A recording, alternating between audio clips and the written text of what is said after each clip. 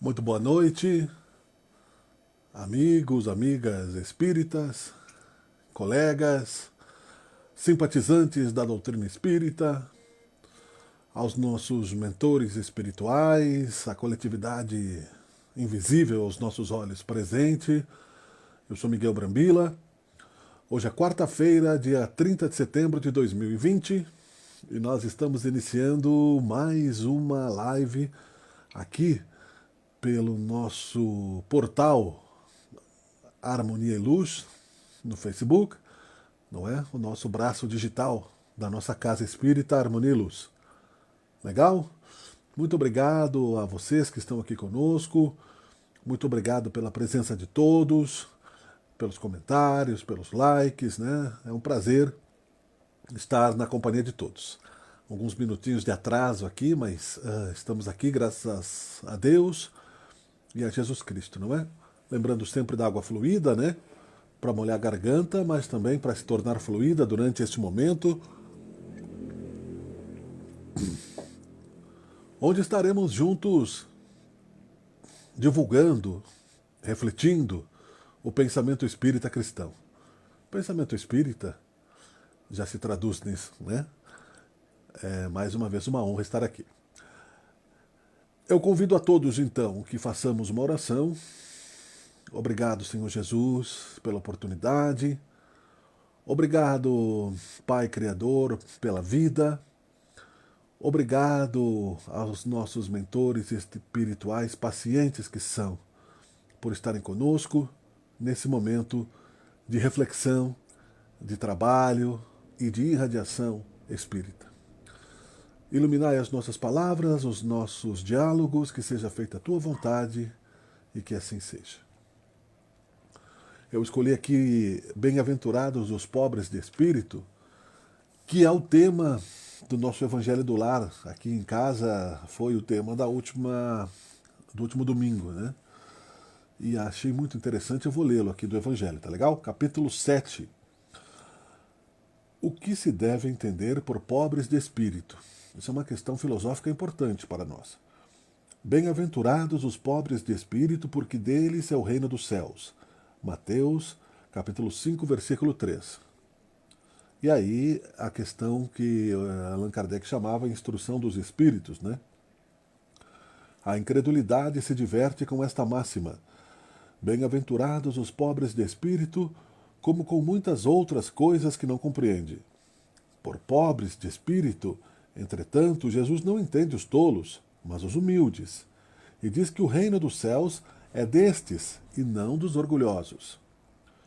Os homens cultos e inteligentes, segundo o mundo, fazem geralmente tão elevada opinião de si mesmos e de sua própria superioridade que consideram as coisas divinas como indignas de sua atenção.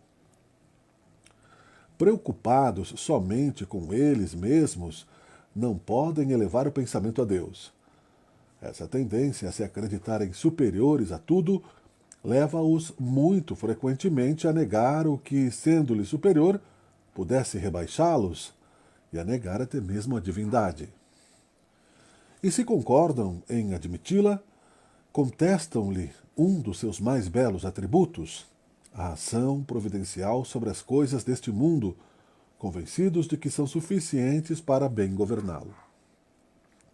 Tomando sua inteligência como medida da inteligência universal e julgando-se aptos a tudo compreender, não podem admitir como possível aquilo que não compreendem. Quando se pronunciam sobre alguma coisa, seu julgamento é para eles inapelável. Se não admitem o mundo invisível e um poder extra-humano, não é porque isso seja fora do seu alcance, mas porque o seu orgulho se revolta à ideia de alguma coisa a que não possa sobrepor-se e que os faria descer do seu pedestal. Eis porque só tem sorrisos de desdém por tudo o que não seja do mundo visível e tangível. Atribuem-se demasiada inteligência e muito conhecimento para acreditarem em coisas que, segundo pensam, são boas para o simples, considerando como pobres de espírito os que as levam a sério. Entretanto, digam o que quiserem, terão de entrar, como os outros, neste mundo invisível, que tanto ironizam. Então seus olhos se abrirão e reconhecerão o erro. Mas Deus, que é justo, não pode receber da mesma maneira aquele que desconheceu o seu poder e aquele que humildemente se submeteu às suas leis, nem aquinhoá-los por igual. Ao dizer que o reino dos céus é para os simples, Jesus ensina que ninguém será nele admitido sem a simplicidade de coração e a humildade de espírito. Que o ignorante que possui essas qualidades será preferido ao sábio que acreditar mais em si mesmo do que em Deus. Em todas as circunstâncias, ele coloca a humildade entre as virtudes que nos aproximam de Deus e o orgulho entre os vícios que dele nos afastam. E isso por uma razão muito natural, pois a humildade é uma atitude de submissão a Deus, enquanto o orgulho é a revolta contra ele. Mais vale, portanto, para a felicidade do homem ser pobre de espírito no sentido mundano e rico de qualidades morais. Interessante, não é? O pensamento de Jesus explicado a nós de uma maneira mais clara. E à medida que nós vamos relendo e refletindo no Evangelho e repensando os acontecimentos da nossa vida relacionados àquilo que escolhemos, que é sermos espíritas, caminharmos na jornada espírita de evolução, na direção da imagem e semelhança de Deus, na procura da autotransformação, querer realmente, né, seguir o Cristo, porque ele deixou o seu rastro luminoso de luz e nos enviou o Consolador prometido, e também no tempo de obscuridade, na sua ausência física, até chegar-se, né, à codificação da doutrina espírita, muitos merecedores da sua presença estiveram conosco, não é? E trazendo também oportunidade de contato com o mundo espiritual. Muitos irmãos que estavam em missão de resgate, de expiação, nos trazendo a lembrança de que Jesus não nos abandonou, que ele partiu fisicamente após uma preparação longa da sua chegada ao plano físico, daquele planejamento que temos conversado aqui, né, e explanado juntos para expandirmos o nosso ponto de vista com relação a quem somos, de onde viemos, para onde vamos. E quando partiu, disse: eu vou, preparai-vos um lugar e voltarei, enviando, né, um Consolador prometido, o Espírito de verdade. Nos dando, sim, quando queremos, a oportunidade de buscar essas reflexões que estão no Evangelho, sobre o Livro dos Espíritos, sobre as verdades cristãs da transformação moral e ética das criaturas para a construção de uma sociedade melhor. Quando se fala em pobreza de espírito, já se corre, né? E você viu aqui, nós vimos juntos, que o texto fala claramente numa grande diferença de ignorância e humildade. Não é? Que a pobreza de espírito não significa você ser um desconhecedor das leis morais, das leis sociais, das leis éticas, da ciência, né? Não significa você ser um místico e um cego seguidor. Seria inclusive uma contradição à fé raciocinada, não é? Porque se o Espiritismo é a fé raciocinada, se Jesus Cristo nos ensinou o que viria através do Consolador prometido e que estaríamos juntos neste trabalho como trabalhadores da última hora, como pode o trabalhador ser eficiente se não conhece, né, a capacidade do seu trabalho, a eficiência que ele tem que ter, não é? Então isso é importante que nós reflitamos juntos partes do texto, né? Quero sempre lembrar, né, que a presença dos amigos aí, o Denizar, querido, amigos, né, Mabília, todo mundo que está junto com a gente aí e nas outras lives também, né? Muito obrigado. É importante que a gente se una, né, nessa proteção astral, porque nós sabemos que é preciso, né, a união dos esforços iluminativos para que a nossa vontade de fazermos luz seja maior do que a sombra, né, que tente nos atingir por nós próprios e por irmãozinhos ainda atrasados, sendo que a gente sabe que o mal está na hora de se entregar, mas não vai se entregar sem luta, não é? E um dos maiores malefícios da nossa verdade espiritual é justamente o orgulho. Então, eu achei, como disse no começo, bem interessante esse texto. Nós nunca acreditamos no acaso, né, no Espiritismo principalmente, sempre há a intuição dos mentores e a presença deles. E como disse o Denizar na semana passada, não podemos abusar dos nossos mentores, né? Ficarmos à mercê, né, da sua proteção, da sua guarda, porque nós temos o livre-arbítrio e precisamos utilizá-lo. E justamente esta questão. Por exemplo, vou repetir aqui, né, para que a gente possa entrar um pouquinho mais no detalhamento deste pequeno artigo aqui, que é profundamente amplo, filosoficamente falando, se observarmos todo o contexto, né, que já conhecemos da espiritualidade da alma, né? Né? Boa noite, Joanes, também, né? Muito obrigado, né? Ou seja, tendo uma profundidade que vai além da simples frase importante que está no Evangelho de Mateus: bem-aventurados os pobres de espírito, porque dele é o reino dos céus. Então, na primeira frase aqui, vamos ver juntos. A incredulidade se diverte com esta máxima: bem-aventurados os pobres de espírito, como com muitas outras coisas que não compreende. Então, em primeiro lugar, né, não se sabe muito bem para o filósofo materialista, o negacionista da vida espiritual, o que significa o que Jesus quis dizer com pobre de espíritos, né? Por pobres de espírito, entretanto, Jesus não entende os tolos, ou seja, né, o poltrão, aquele que finge a mediunidade, o falso profeta, né, o tolo que acredita, né, na magia. Né? Não é isso que Jesus está dizendo. Diz aqui claramente no texto, o Espírito de verdade mastigando para nós essa compreensão. Mas os humildes, que sabem o posicionamento. E a gente tem que se perguntar, será que nós sabemos o seu posicionamento diante do processo evolutivo? Onde eu estou? Nós já temos dito, né, contextualizando as nossas origens e o nosso destino. Em que ponto eu estou na minha linha imaginária de transformação temporal? Esta é uma relação, e é importante se falar desta consciência, isso é consciência, é a evolução do ser consciente, num diálogo único e exclusivo de nós para com Deus. Ninguém mais. Né? Primeiro, porque Deus nos criou. Então ele está dentro de nós, não é? Numa reflexão outro dia com um amigo, inclusive, surge, né, intuitivamente, naturalmente, a questão em sabermos que, se negarmos a existência de Deus e da vida e acharmos que o universo é obra do acaso, nós estamos negando a nossa própria existência. Porque nós estamos vivos e nós sentimos e nós agimos. E no Livro dos Espíritos está bem claro aquilo que Kardec colocou, que não existe efeito sem causa. Então, é inteligência entendermos que somos obras de Deus.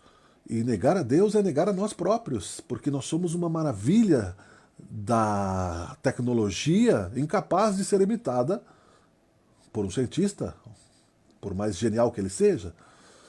A nossa tecnologia física, o corpo, a máquina orgânica, ela é tão perfeita nos cálculos de trocas de fluidos, na matemática da química, dos elementos, nas trocas, não é?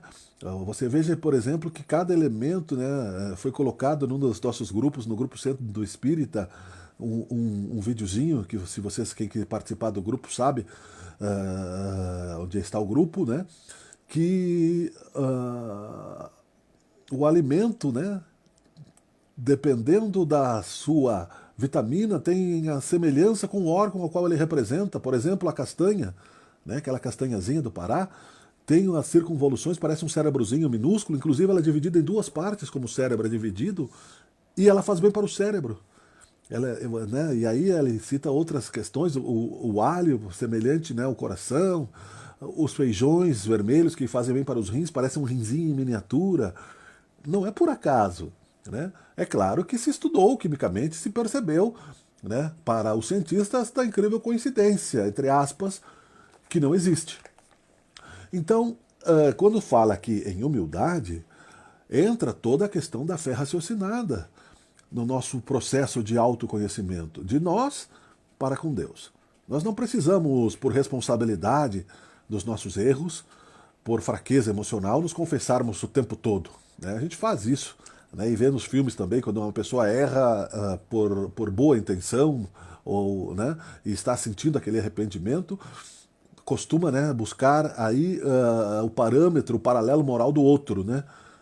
O julgamento do outro. É natural que ainda se faça isso, né, justificando-se para o outro para ver se é condenada ou absolvida pela consciência do outro, né? É um erro, mas é um parâmetro moral que ainda nós estamos evoluindo no sentido de nos confessarmos uns aos outros como responsáveis, retirando a expressão culpa da doutrina espírita, porque o espírita consciente entenderá que ele é responsável e ele saberá, mesmo na sua imperfeição, e aí isso vai ajudá-lo no processo de humildade, quando nós entendemos em que quilômetro estamos da linha do infinito, para saber que os acontecimentos exteriores à nossa vontade nesta encarnação e a nossa lembrança nesta encarnação são semeaduras oriundas de outros tempos, de outras épocas, de outros momentos que, por misericórdia divina, o véu do esquecimento nos traz a capacidade de resiliência, de recomeço, de recomposição ética e moral, de reestruturação psicológica, de arrependimento, de reparo, de ressignificação da nossa personalidade. E percebendo então a grandeza do universo, né, saberemos então sim que somos realmente ainda pequeninos neste contexto. E estaremos crescendo não num processo de expansão do orgulho, mas de expansão do ser consciente cada vez mais simples, como era Jesus, né? Nos simbólicos exemplos do lava-pés, do simbólico exemplo, né, de que não lavava as mãos numa determinada situação para mostrar aos fariseus que não é o que entra pela boca do espírito ou do homem ou do ser vivo, né, que o contamina, mas é o que sai do seu coração. Ele deu esses exemplos para aquela época, mas muitos chegam até hoje e são necessários, né? Ficaram hoje pelo menos como somente atos exteriores que muitos de nós ainda não compreendemos, porque não temos estudado a significação racional para que possamos realmente vencermos a soberba intelectual materialista ou negacionista, né? Achando que a interferência de Deus é inoportuna, porque nós sabemos o suficiente, né, para confrontá-lo. Muitos fazem isso até, né, na sua pseudo, né, autonomia sobre o destino. Então, veremos que à medida que vamos expandindo a nossa consciência, entendemos aquilo que Jesus exemplificou com maestria e que Francisco de Assis também dizia, não é? Que é servindo que a gente aprende, é dando que se recebe, não é? É amando incondicionalmente. É um esforço de vontade e de humildade, né? Porque a gente precisa, para poder amar ao próximo, amar também a nossa própria condição de ser, começando por não renegá-la, né? Aceitarmos que somos filhos de Deus. Entra aí esta questão essencial da nossa relação com Ele, porque Deus sabe a curva da luz que nós emitimos no passado, aonde ela está e de que forma ela vai nos atingir. Tudo é luz. Nós pensamos, existimos, emitimos luz, emitimos raios, né, de consciência. Penso, logo existo. Então faça-se o verbo, disse, né, faça-se a luz na Gênesis, e o verbo assim se fez porque Deus disse, né, materializou, condensou a energia. Nós já estamos há algum tempo transitando neste processo, né, de reencarnações e aprendizados, de dor, sofrimento, escolhas. Passamos já por todos os reinos, já como temos dito, só para contextualizar. Então Deus sabe aonde, né, a luz que nós emitimos no passado vai nos atingir. Se já não nos atingiu, né, se já não espiamos. Ou a luz positiva, não é somente a sombra, né? A sombra do passado, que também é luz, só que é uma luz coagulada, é uma luz de baixa vibração, é o mal que fizemos ao próximo que vai retornar até nós para nos cobrar, e nós, como sábios e humildes conhecedores da doutrina espírita, não é? Iremos sem espernear, aceitar e colocar no lugar, perdoando quantas vezes for necessário, como disse Jesus, não é? Fazemos isso, né, com maestria na doutrina espírita, não é? Que bom, né? Que bom que chegaremos lá um dia, né? A gente não faz, a gente sabe, só estou brincando, mas faremos, né? Um dia. Então essa luz de baixa vibração, que é a dor que causamos ao nosso semelhante, vai chegar até nós, como consagraram os gregos, grupo de exilados da capela, filósofos retirados daquele plano para também ajudarem a evolução deste mundo. Quem te feriu vai te curar. É a lei de causa e efeito, não é? Muitas vezes um pai que tem aí no seu filho um antagonista e que devolveu a vida a ele, né, foi aquele soldado que roubou a vida do outro por nada numa guerra. É aquele sócio que roubou o coração do outro, né, e a família do outro por ganância em determinado momento. Nascem como irmãos, nascem, né, em posições sanguíneas e consanguíneas semelhantes, né, em conflitos morais, emocionais e materiais profundos, antagonismos emocionais esquecidos, porque a misericórdia de Deus, a sabedoria de Deus, fala sobre o amor que cobre a multidão de pecados pela boca de Jesus. Então, precisamos, como dizem os filósofos, quando entrarmos numa questão filosófica, sabermos o significado das palavras. Né? O que é o amor? Né? O que é ser humilde? Não somente no contexto do dicionário, humilde é aquela pessoa submissa, depende do ponto de vista. Né? Humilde, né? O pobre de espírito, como diz aqui, é uma contextualização relativamente compreendida de formas diferentes, depende do ponto de vista. E era por isso, né, que os filósofos da antiguidade diziam, antes eles gostavam de duelos filosóficos antigamente, né? Hoje nas cátedras, né, nas universidades ainda existe os vaidosos, né, os supremos tribunais, né, onde eles gostam, né, daquela oratória retorcida, rebuscada. Então dizia, primeiro nós temos que combinar as palavras e o significado delas, né, para podermos usá-las. Então fazia-se isso. Ora, né, humildade está ligada ao contexto de acordo com o filósofo tal, e os gregos tal, e os romanos tal, e os antigos persas, etc. Né?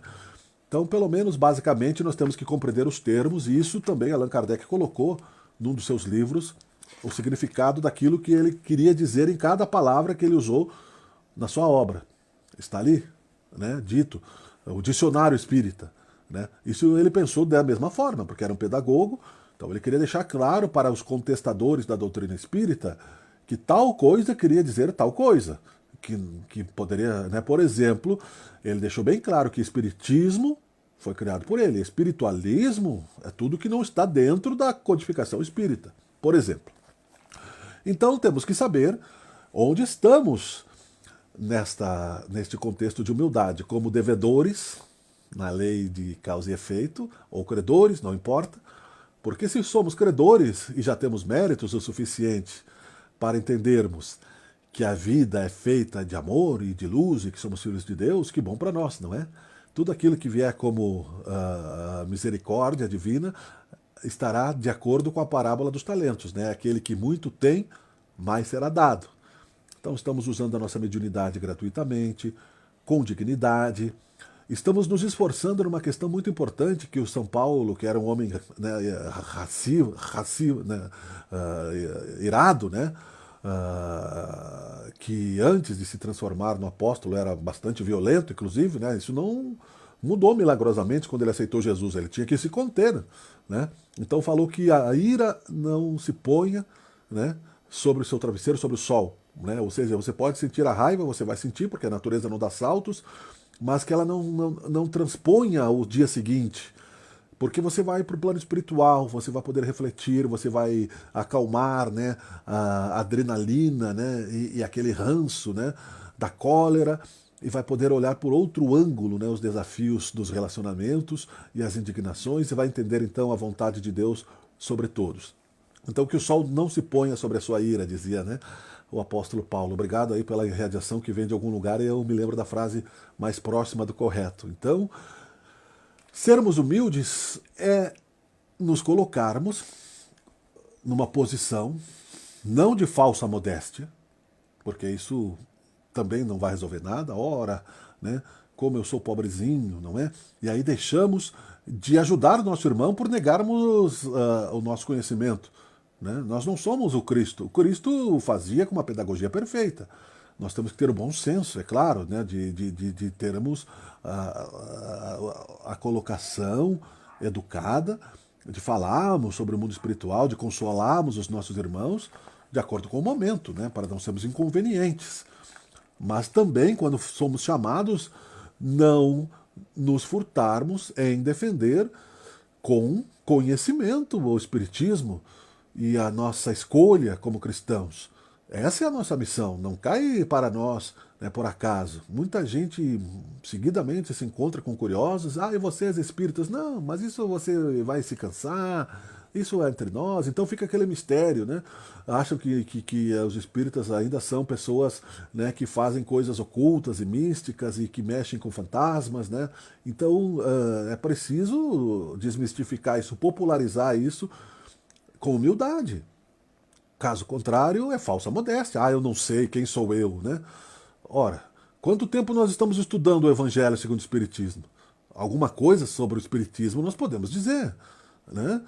Porque senão nós cometemos os mesmos erros aqui da vaidade intelectual que Sócrates disse, não por ser um vaidoso, mas quando ele disse só sei que nada sei, ele teve então a certeza da grandeza do universo, mas não renegava o seu conhecimento do passado, que era para aquele momento. Ele sabia aprender com aqueles que eram maiores em termos de experiência e sabia ensinar aqueles que precisavam de ajuda intermediariamente. É um grande elo de aprendizado, onde o mais forte auxilia o mais fraco, o mais experiente auxilia o menos experiente, numa coletividade em expansão cósmica, numa nuvem de espíritos na direção do progresso constante. Então, da mesma maneira que o negacionismo materialista é prejudicial, o negacionismo da falsa modéstia também não representa humildade, né? Humildade é você usar os termos sem ferir os conceitos do outro, sem atacar a ética e a moral do outro, com respeito, né? Como disse Jesus, né? Eu também não te julgo, né? Porque não sou melhor que tu, aquele que tiver sem pecado que atire a primeira pedra. Pelo menos nos esforçarmos nessa direção. Eu lembro que há um fato contado por alguém dos nossos expositores da atualidade de que Bezerra de Menezes, quando trabalhava nas casas espíritas, dizia para quem o buscava no atendimento fraterno, e achavam que ele era santo. Então ele estava escutando lá e dizia, olha, eu estou com inveja do meu irmão. Olha, eu estou com raiva do meu sócio. Olha, eu estou com desejos, né, lascívios com relação, né, à vizinha. E confessavam lá os seus pecados, né, entre aspas, né, porque não era isso que é o atendimento fraterno, mas se abriam o coração, estavam em conflitos, né, buscando serem melhores e não sabiam como estar em paz. E Bezerra de Menezes dizia, olha, meu irmão, eu sinto tudo isso também. Tudo o que você está sentindo, eu sinto. E a pessoa dizia, mas como assim? O senhor é Bezerra de Menezes, né? Como o senhor sente assim? Eu sinto, mas eu estou indo na direção contrária. Eu não estou deixando esse pensamento tomar conta dos meus atos. Eu ainda estou num plano primitivo de provas e expiações, onde obsessões, a luz das sombras, né, tenta, né, a trazer condições negativas para o meu ser. Mas justamente pela sabedoria de Deus e pela densidade do nosso plano físico, as ondas mentais são absorvidas pelo mata-borrão, que se dizia no passado, né? Aquelas esponjinhas de carimbo, vocês lembram, né? Que antigamente tinha, né? A esponja, né? O nosso corpo é um mata-borrão, é a esponja que absorve essas vibrações. Às vezes viram doenças psicossomáticas, porque se nós não resgatamos pelo arrependimento, pela humildade, em sabermos que não somos perfeitos e não seremos ainda em grande período de tempo, e não virarem doenças essas vibrações, né? Pela caridade elas serão anuladas, né? A nossa caridade também é o nosso antisséptico das doenças psicossomáticas, sim. Não é um negócio, não. O Divaldo Franco fala claramente, né? Cada boa ação que nós fazemos, né, é o equilíbrio kármico das ações negativas que estão vibrando na nossa aura. São pontos negros de nossa aura que nós estamos limpando. Cascas, vibriões, né, formas, pensamento, energias e radiação. Nós estamos fortalecendo o nosso espírito, né, o nosso corpo mental, espiritual, né, a teia búdica que se chama, que é aquela que também protege, né, o nosso... Porque imaginemos um pneu, né? Como o ar fica preso dentro do pneu? Ele tem que estar fechado, senão o pneu fura. Então, para que os nossos fluidos não se expandam e não sejamos atacados por obsessores, né, nós temos também corpos espirituais que nos protegem. Allan Kardec definiu em três, para simplificar: corpo físico, perispírito, né, e espírito livre. E o espírito encarnado é alma. E isso é muito importante, tem um objetivo pedagógico nisso, né? Porque se nós começarmos a ir além demais, vai parecer muito místico demais e não vai popularizar o que precisa ser popularizado, que é aquilo que Cristo quis fazer e até hoje quer, né? Quando mostrou a humildade ao vir reencarnar-se e escolheu, como se diz, o melhor dos seus discípulos, né? O mais querido, um irmão de fé, que é o Chico Xavier, em muitas encarnações, em todas elas mostrando o poder da humildade, né? Não o poder da soberba intelectual, sem porém renegá-la, né? Porque não escreve-se livros, né, como as pessoas estão vendo aí, lendo, como há 2000 anos, sem ter aí também uma capacidade, e nos psicografa tantos poetas, né, sem ter também um certo potencial. O Chico Xavier é um espírito antigo, né, e está trabalhando por nós também. Então, seguindo aqui, né, nesta direção, meus caros amigos, do processo, né, de avançarmos na questão de bem-aventurados os pobres de espírito, nós contextualizando o sentimento de humildade, ele parte também da ação da nossa vontade, no controle das nossas emoções. E mais adiante, né, portanto, repetindo aqui, por pobres de espírito, entretanto, Jesus não entende os tolos, mas os humildes, e diz que o reino dos céus é destes e não dos orgulhosos, né?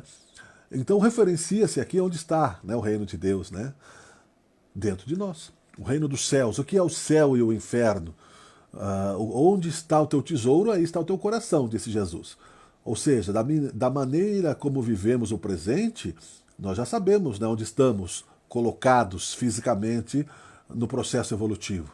Se nós não conseguimos suportar o nosso presente, se nós fervemos a cada situação, a cada contrariedade, a cada desafio, a cada passo, a cada dificuldade, estamos no inferno.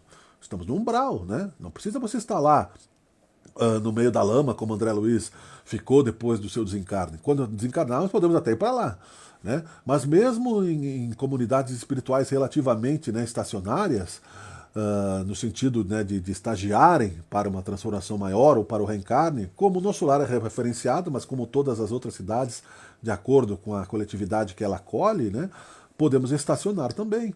E por orgulho ali estamos mesmo cercados de espíritos trabalhadores, espíritos, né, com relativo conhecimento e humildade, num inferno interior, né, sofrendo, né, com um pouco de merecimento de estarmos lá, mas sofrendo pelo fato das distâncias, das saudades, da falta de humildade para encontrar trabalho e etc., não é? Achando que somos grandes merecedores.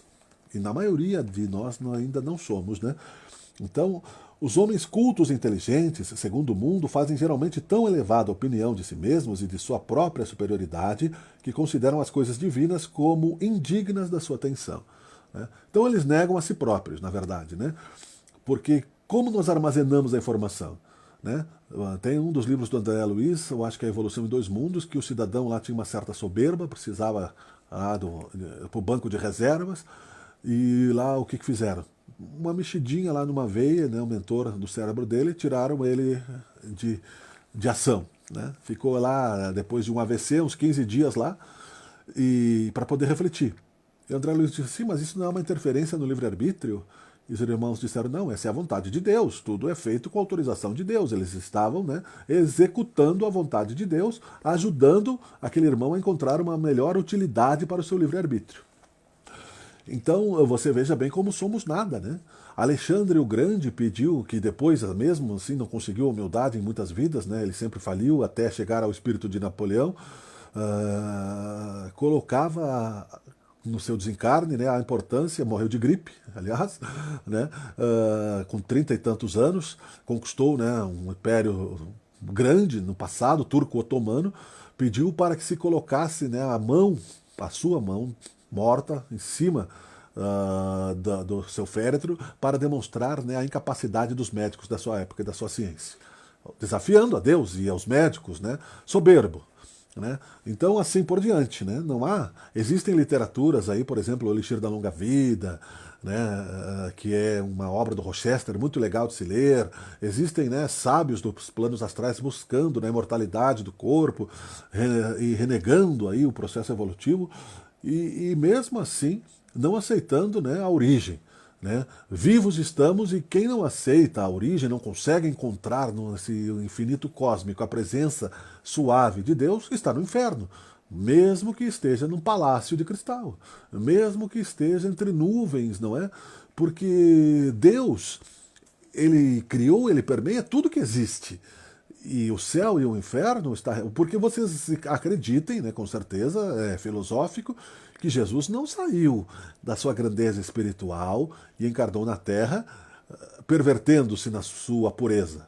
É óbvio que não. Quando um rei sai do seu reino e o céu está dentro de si, ele disse, né, cada um é seu próprio templo e carregou consigo o seu reinado, a sua realeza, onde quer que ele estivesse, sua realeza estava junto. Né, e só expandindo-se, porque quem é rei não perde a majestade, não é assim que se diz? Então, é relativa também a presença de céu e inferno fisicamente se falando. Né? Existem livros aí fora do Espiritismo que até assemelham-se, mas então o pessoal coloca com uma grande questão, né, chamado reino de Urântia, né, que está lá ao centro do universo e fisicamente você está lá. Não, quando você sai geograficamente de um lugar, você leva consigo a sua felicidade ou a sua tristeza. Né? Ela não está geograficamente localizada. São Francisco de Assis, quando esteve caminhando pelo mundo, quando foi lá na Inquisição conversar com o sultão, levou consigo aquilo que ele era, a sua alegria, a sua pureza e assim por diante. Céu e inferno estão dentro de nós. Não é uma posição geográfica. É importante que saibamos disso filosoficamente, senão ficamos esperando o paraíso, ficamos esperando o nirvana, ficamos sendo alienados como os yogis, né, que conseguem sair do corpo, mas são grandes egoístas, porque não prestam serviço nenhum para a sociedade, expor-se, né, aos desafios da sociedade, que Allan Kardec sempre disse que é o nosso maior desafio. Jesus fez isso com maestria. E nós facilmente nos acovardamos, né? Nos colocamos no ostracismo, de ostra mesmo, né? Nos aconchegamos como conchas na nossa zona de conforto e dificilmente saímos na direção de buscar, né, auxílio ao conforto do próximo. A não ser, né, que a dor nos empurre. Como tem aquela história do cachorro que estava deitado numa tábua de prego gritando, e aí se perguntou por que ele não sai de lá? Porque não está doendo o suficiente para ele sair, só para ele gritar. Né? Então, nós normalmente fazemos isso, né? Resumindo a questão. Homens cultos e inteligentes, segundo o mundo, fazem geralmente tão elevada opinião de si mesmos e de sua própria superioridade que consideram as coisas divinas como indignas de sua atenção. Jesus falou numa frase genial, de que vale ao homem ganhar o mundo e perder a sua alma. Né? E hoje, podemos dizer de que vale ao homem ganhar o universo, eu falo homem, né, sem distinção de gênero, obviamente, né, somente na questão linguística, de que vale ganharmos o universo e perdermos a nossa alma, o universo exterior, da energia concentrada, densa, materializada, que muitos planetas existem, mas as infinitas dimensões da matéria, além da primeira semimaterial aqui do plano imediatamente ao nosso, quando desencarnarmos, e até a Deus, e que está em todas elas, Deus, como dissemos, e o céu e o inferno também, mas é o infinito, né? Porque não é um objetivo, não tem uma linha de chegada. Você pensa que como tedioso seria você correu para ser a imagem e semelhança de Deus, chegou na linha de chegada, tá, e agora, o que eu faço? Agora volta. Agora volta e vai trazer lá um monte de gente que ficou lá sem fazer nada e você vai lá sofrer por eles, né? E que não tem merecimento, que são teimosos, e você vai lá ter que amá-los, né? Para voltar para a linha de chegada, porque acaba aqui, depois disso não tem mais nada. É irracional isso, né? Não faz sentido, lógico, né? Não fosse uma esperança de expansão constante, de que sentido teria termos pressa para chegar ao ponto de final e acabou. Né? Aí você volta para o começo, né? Você vai ter que suportar aí, né, os outros que não fizeram a mínima questão de evoluir, né? Mesmo que você tenha um amor incondicional, é bem melhor que você ficasse lá no seu reino. Né? Ou seja, mesmo por amor incondicional, aqueles que se santificam neste trabalho, como Jesus, tiveram maior expansão da sua consciência tratando conosco, né?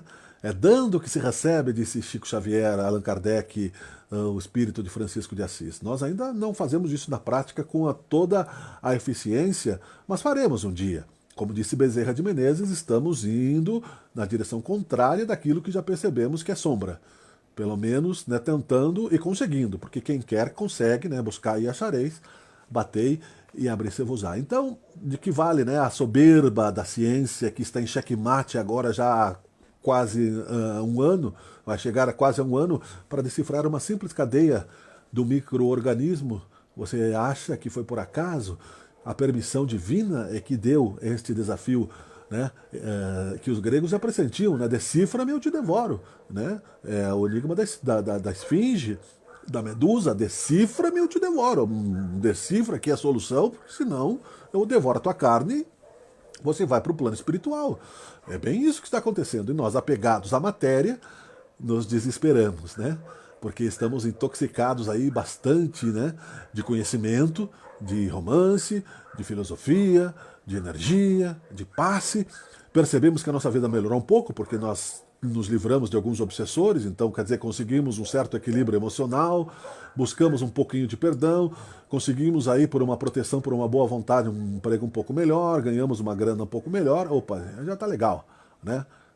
Tem aquela história lá que o cidadão saiu para o trabalho atrasado, pediu, Deus, por favor, me ache, né, um lugar para estacionar, né, porque eu preciso chegar no meu trabalho, e não tinha, daqui a pouco um raio caiu do céu, né, e pá, abriu um lugar para o cara estacionar. Daí ele disse, Deus, não precisa mais, já achei. Gratidão. É uma piada, mas é fato, não é? Está no Evangelho isso, né? A intuição, perdidos no deserto. Se vamos à direita, um oásis, à esquerda, o nada. E vamos à direita, atribuímos às vezes somente a nossa inteligência e não a influência da presença divina. E aí não se ora, não se busca se alimentar desta energia cósmica que sustenta o universo, né, sustenta a nossa vida. Por racionalidade, nós temos que compreender esta grandeza bondosa de Deus, porque você observa e você sente, quando você busca se afinizar com Ele, que é o nosso Pai Criador, é conversar com Deus, né, buscar o seu reino, é estar com Ele. Estar com Ele é falar sobre Deus, é sentir, né, que Ele quer o melhor para nós, é querer estar junto, né, do melhor para o nosso próximo. Isso é buscar o reino de Deus como prioridade, porque isso vai se expandir dentro de nós, vai nos dar vontade de construirmos coisas boas, de deixarmos um bom legado, mas de sentirmos também, sendo que o céu e o inferno não é um lugar geográfico no cosmos, que Deus está em tudo, está em todas as moléculas do nosso corpo, toda essa energia, essa vibração. E não teve começo, como já dissemos, e não terá fim. Então o passado é tão infinito quanto o futuro. Filosoficamente falando, né, temos que aproveitar bem o presente, e o presente consciente nessa questão de que os pobres de espírito, para concluir, né, porque são muitas questões aqui, e nós iríamos esmiuçando parábola por parábola, ou frase por frase, né, para chegarmos aí também um passo adiante, né, naquilo que vai no dia a dia nos trazendo melhor clareza do significado daquilo que somos, que é justamente entender que pobre de espírito é aquele que sabe ouvir, porque ele não se considera rico, que não precisa ter mais nada, né? Muitas vezes você é convidado para ir à festa de uma pessoa rica e não sabe o que levar, porque a pessoa já tem tudo, né? E você acha que ela não vai dar importância nenhuma para o teu presente, né? Porque uma pessoa, um jogador de futebol que ganhe 2 milhões de reais, o que você vai dar de presente? Vou dar uma camiseta. Tá, beleza, né? Ou seja, então nós achamos muitas vezes, né, que não temos nada a dar para Deus, porque Ele é o Criador do universo, ou renegando a nós mesmos, né, achando, fingindo que Ele não existe, até que nós acordemos, né, inevitavelmente, porque a morte não existe, nós não vamos morrer jamais, ou seja, morre o corpo, vamos viver nos arrastando cegamente, né, para depois nos arrastarmos pelas sombras, até que num futuro talvez longínquo aceitemos isso sem pressa. Entendemos também, com a presença da pandemia que travou o mundo econômico, financeiro e capital, que a pressa é uma ganância. A pressa é o querer ser melhor que o outro mais rapidamente. Então nós andamos muito rápido, né?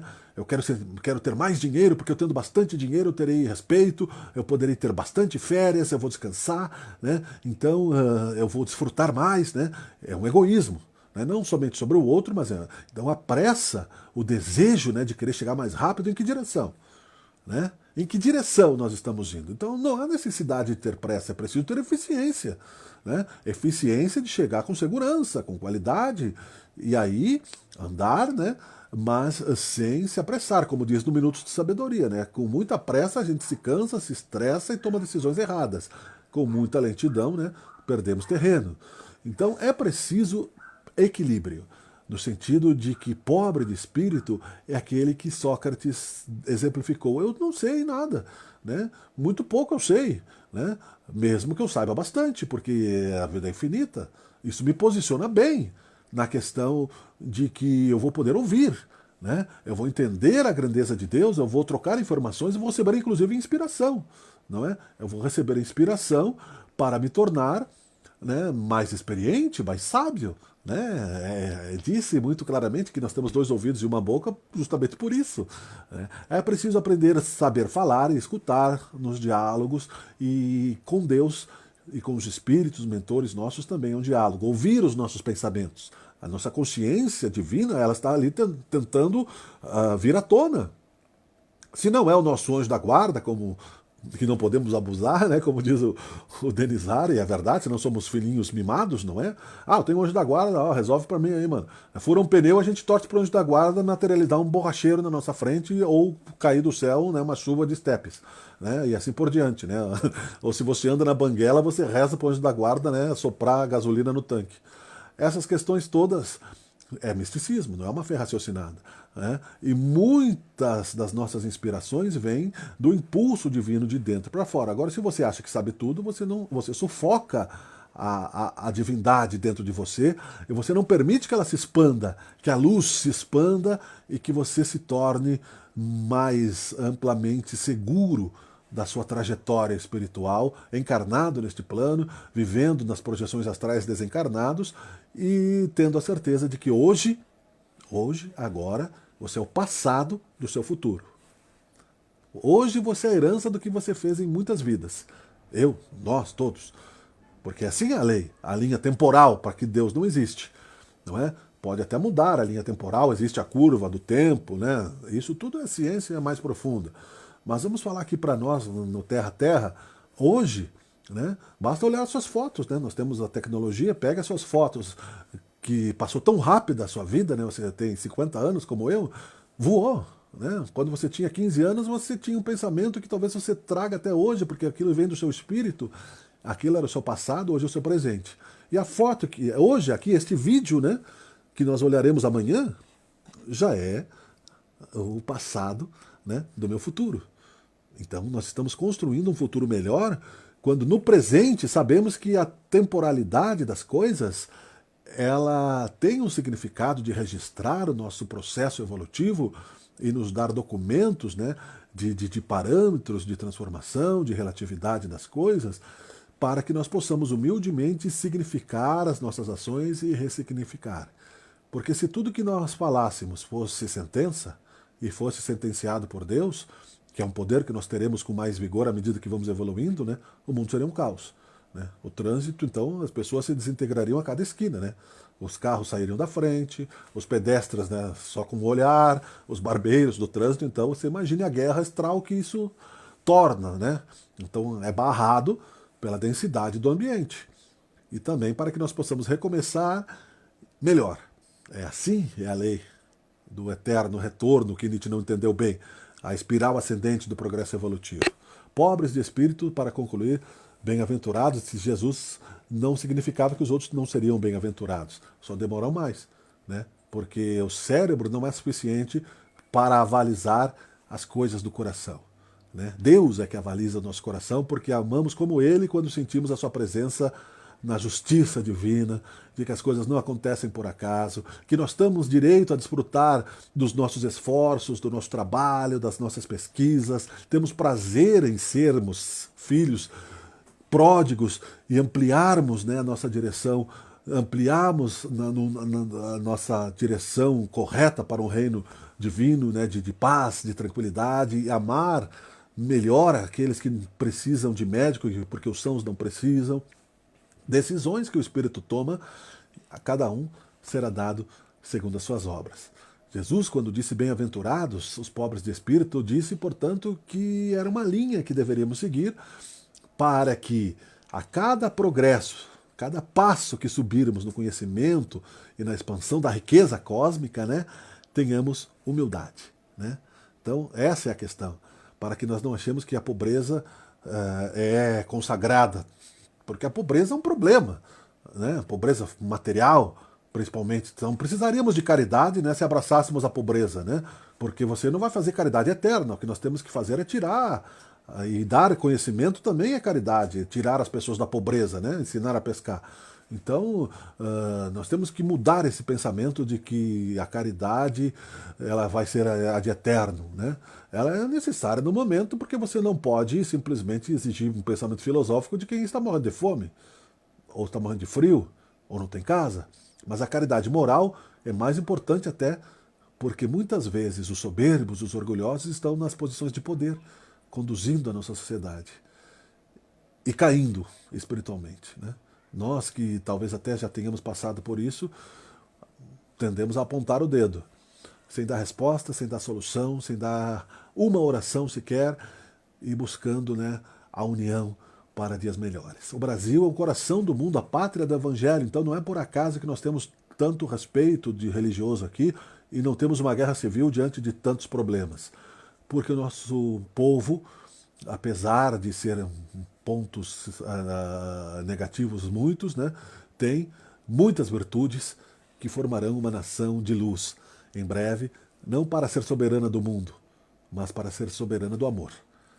Legal? Eu sei que são sempre reticências, né? A gente nunca consegue toda a coerência que gostaria, toda a linha de tempo, mas a gente segue também muita inspiração daquilo que vai sendo trazido de acordo com as reflexões e o verbo escapa muitas vezes, né? A gente se pensa uma palavra, ela sai outra, porque você constrói a linha de pensamento numa intuição de acordo com a boa vontade que se queira estabelecer para um conteúdo que se queira trazer de bom. E essa é a nossa intenção na nossa relação, né, de pensamento com os nossos irmãos. E aquilo que vocês irradiam para cá também, nesse fluxo de energias, né, forma também muito daquilo que nós estamos juntos construindo nesta egrégora de procura de melhor compreensão do Evangelho. Está no capítulo 13, eu acho, né, aqui onde eu disse no começo. Vamos estudar, né, vamos ler, vamos refletir. Bem-aventurados os pobres de espíritos. Ali está bem claro, né, o quanto nós estamos distantes de compreender esta relação verbal, mas também, né, toda a distância pode ser vencida passo a passo. Muito obrigado, queridos, foi um prazer. Antes da oração final, eu quero lembrar uma coisa importante. As irradiações, né, o Zé me lembra que temos um link, tá? Vou colocar o link no comentário aqui desse aqui também, na nossa página do Facebook, um link para você colocar o nome das pessoas que você precisa colocar, que vai para o site da Casa Espírita, Harmonia e Luz, e os irmãozinhos aqui encarnados estão fazendo na irradiação nós estamos juntos, né, todas os sábados à tarde. Então aquela caixinha de radiação agora ela é virtual. É a mesma coisa que você colocar o nomezinho lá no caderno e tal. Então você quer mandar uma oração para alguém que esteja doente, né? E todo o fluido, né, que está sendo recolhido nas casas em momentos como esses, né? Também nas florestas, mas do pessoal que tem mediunidade, está sendo usado, né? Todo o ectoplasma que a gente chama também para atender, né, tanto no plano astral, que os trabalhos estão sendo feitos, mesmo que a gente não vá na casa, né, quanto também no plano físico, daqueles que estão nos hospitais, das famílias que estão negativas, com medo da pandemia, com medo, né, do desencarne, que não acontece por acaso. Né. Todo mundo tem aí escrito, né, o seu roteiro evolutivo nesse momento. Quem desencarnar na pandemia, né, Eurípides Bazanulfo, que foi um ícone do espiritismo, desencarnou na gripe espanhola. Portanto, né, nós não vamos virar semente, não se arrisque. Mas também, se tiver que enfrentar a pandemia, enfrente com coragem, né? Porque é assim que nós vamos avançar na certeza do desapego do corpo físico na hora de desencarnarmos, né? Não antes. Antes é suicídio. Legal? Então bota o linkzinho ali, tem o linkzinho, vou botar embaixo ali, tá no grupo Sendo Espírita também. E também as perguntas, né, que está no Instagram e aí no Face, né, nos stories, que se você quiser estudar também virtualmente. A gente vai se reinventando, mas são muito legais as ações do Zé Luiz aí também, nosso coordenador de comunicação da casa, o Denizar Cardoso, muita gente aí no grupo, eu não vou falar todo mundo, né? Em nome deles, em nome da oportunidade que vocês me dão, peço que Jesus nos ilumine, obrigado por nos dar esta oportunidade, que Deus nos auxilie, né? E que nós possamos, né, ter olhos para ver, ouvidos para ouvir, né? Porque assim nos tornaremos mais felizes, né? E o reino dos céus ficará mais próximo do nosso agora. É isso que Jesus espera de nós e é isso que nós vamos conseguir, porque o Espiritismo é o Consolador prometido. E você desfruta desta maravilhosa luz que se expande no nosso cosmos, né, da maneira do banquete de núpcias, como filho pródigo, mas recebido com carinho absoluto por Deus. Obrigado.